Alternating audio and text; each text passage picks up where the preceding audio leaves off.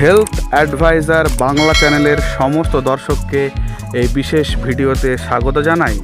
আজ আমরা এই ভিডিওতে কিছু বেস্ট কাফ সিরাপ সম্পর্কে জানব। কাশি একটি এমন সমস্যা যা প্রথম থেকেই নিরাময় না করলে মারাত্মক আকার ধারণ করে, তাই প্রয়োজন সঠিক কাফ সিরাপ নির্বাচন। এই ভিডিওতে আপনাদের সহজেই এই বিষয়টি বোঝানোর চেষ্টা করছি। কফ সিরাপ সাধারণত দুই প্রকারের হয়। প্রথমত ড্রাই কফ বা শুষ্ক কাশির সিরাপ এবং ওয়েট কফ বা ভেজা কাশি অর্থাৎ বুকে কফ সমৃদ্ধ কাশির জন্য সিরাপ। এই সিরাপগুলি বুকের কফকে কাশির সঙ্গে সঙ্গে নির্গত করে। প্রথমে আপনাদের এই ভিডিওতে যে সিরাপগুলি দেখাচ্ছি এগুলি সব ড্রাই কফ অর্থাৎ শুষ্ক কাশির জন্য ব্যবহার করবেন। বাজারে সহজেই এই সিরাপগুলির মধ্যে যে কোনো একটি পেয়ে যাবেন।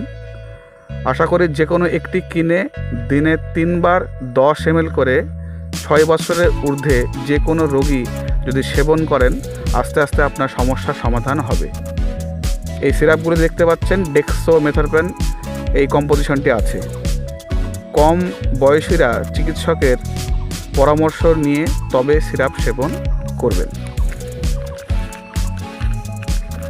এবারে যে সিরাপগুলি আপনারা ভিডিওতে দেখতে পাচ্ছেন এগুলি সব ওয়েট কফ এর সিরাপ, অর্থাৎ বুকে যদি প্রচণ্ড কফ জমে থাকে সেই কফ নির্গত করতে এই সিরাপগুলি ভীষণ কার্যকর। 6 বছরের ঊর্ধ্বের রোগীরা 10 ml করে দিনে 3 বার করে এইগুলির মধ্যে যে কোনো একটি বাজার থেকে কিনে সেবন করতে পারেন। খেয়াল করে দেখুন এই সিরাপগুলিতে গুয়াফেনসিন কম্পোজিশনটি রয়েছে।